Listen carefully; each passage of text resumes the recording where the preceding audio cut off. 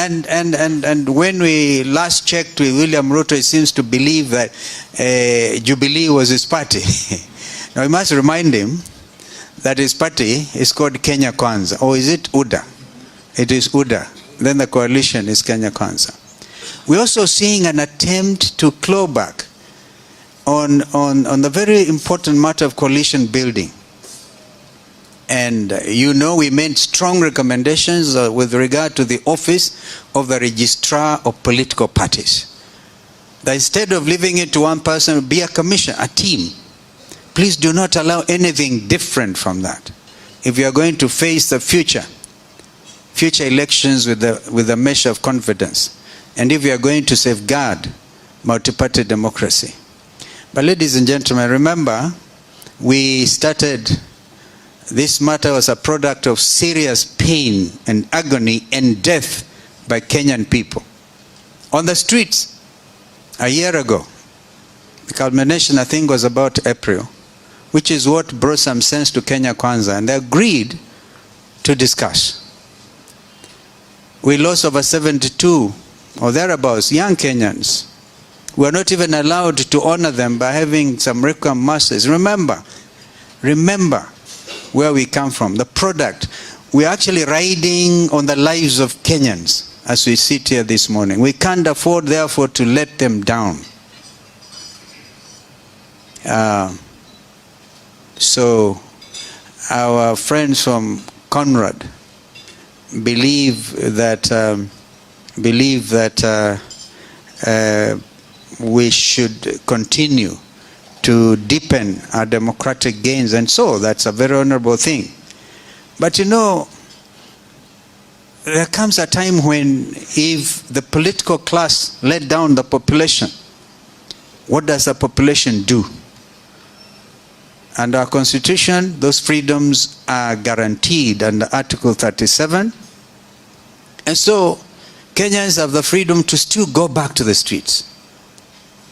And we hope this time, if that happens, particularly if this aggression continues against the basics in our constitution, then Kenyans should be allowed to do what is in the best interest of this country. We remember our number one clarion call was Garama ya Maisha. If Jeremiah Kioni was there, I would remind him, his name was Mutua Madhuburia. He's carrying, and people would laugh at him and say, what in the world are you trying to demonstrate? Now, we need to tell Kenya Kwanza that revolutions begin sometimes in the streets, sometimes in quiet places. Therefore, if this document is not adopted on the basis as it is, we will then tell them that the bona fides are wanting. There's no good intentions on their part. And we saw, for example, an attempt, and I must thank Stuart Matzayo. But Stuart, forgive me, I called you Zakayo when I came in.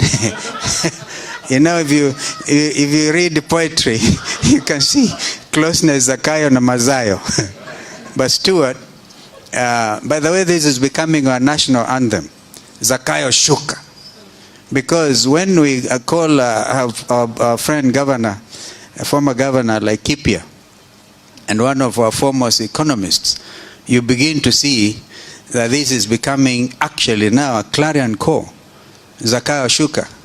And you know, he said, on a light note, he said, what is there in a name? Oh, there's everything in a name. This Zakayo Shuka thing is becoming a Kenyan national anthem. So Stuart, thank you for the remarks that you made. You tried to stem the hemorrhage at the Senate. An attempt to even declare Azimio la Umoja, One Kenya, as not being part of what we discussed. So you did well, and then they went back to what was originally published. You must stick to that. By the way, I must remind honorable members that this is happening at your own request. Remember when we met at Jaramogi Oginga Odinga Foundation offices, some members felt left out. And so it's important that as we move out of this meeting today, everybody will feel encouraged to have useful input to the legislation before Parliament, before both houses, the National Assembly and the Senate. And so allow me then to also tell you the reason I believe this is becoming a national anthem. And Omwami, or my friend Ambetsa, or Paranya, has told you clearly in his mind, and he's also an economist, he's been Minister for Planning, he knows these things, that you have to prepare yourselves to vote a big no. We know this Finance Bill 2024 is receiving public participation, and it happened the same way. Finance Bill 2023, public participation, over 90% of Kenyans, and 98% said no. Then they went on to implement the very unfortunate taxes, and now you know we went to the streets. As a coalition, we are ready to go back to the streets if that is what it takes. And I hope you are bold enough. I hope you are bold enough if they now go and cause aggression again on public participation. And there are professionals talking about this. Just imagine bringing heavy taxation on bread. Even the little children who have just gone to school will not enjoy their bread with a bit of blue band. They will not. So be ready, ladies and gentlemen. And you know, if you feel a little weak spiritually, that you don't think you can withstand another round of demonstrations, then go eat something strong. We need you. We need you. And this country needs you. So that is my word of encouragement today. So of course we'll be hearing from the economists their perceptions about Finance Bill 2024. May I conclude by making mention of really making some supporting comments on what has happened in the National Assembly with regard to the fake fertilizer scandal. This will not go away. This one will not go away. How many of you believe it won't go away? Because it can. If we're in a democracy and we allow the fake fertilizer scandal just because Linturi has been left off the hook, by the drafters of the Constitution should have put it differently, like happens in the Senate. That you get those hearings, because there was a possibility of overrunning the recommendations of the 11-member committee. And we thank our teams because they saw this happening and they walked out. So the product that came out of the 11-member committee is really shrouded in uncertainty, not uncertainty. Nobody believes it. Kenyans do not believe it. And so, Kenya Kwanza are in a catch 2022. If they think they've gotten away with this one, they haven't. Because the country is watching. Wait until there's a shortfall in the expected harvest levels because of the fake fertilizer. And if you think you can just refund somebody their little whatever they spend on buying the fake fertilizer, and that's it, please remember the environmental damage.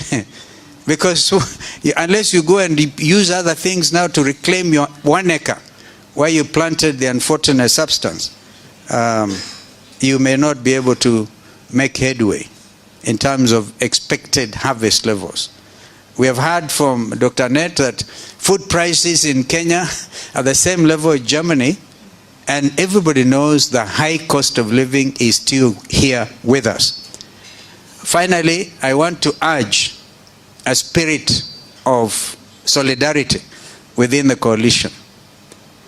One of the very key things that we negotiated was a need to amend the Constitution itself to make it clear that if you're elected on an ODM ticket and then you are bought off like chicken in the supermarket, all right, and you think your people are not watching, If you feel strong and popular enough, the best thing to do is to expect, after you have gone through the motions, because it is all there. I think Article 103, is it 103 of the Constitution? We need that amended. It is clear. So after that, of course, there must be a by-election, so that we can also stop this hemorrhage and what we call, under that particular heading, fidelity to multi-party democracy. It doesn't make sense to cheat the population. And Kenyans have come of age. Clearly they have. Because I'm sure all of us will be witness to the fact, those, for example, who will have been compromised and by the system, given goodies, sometimes 100,000 shillings, we are told, and then you sell your soul for a song. Kenyans are watching, and they are so unpopular, and we know them. We know them. And I think our colleagues in ODM were the first to suffer that kind of consequence.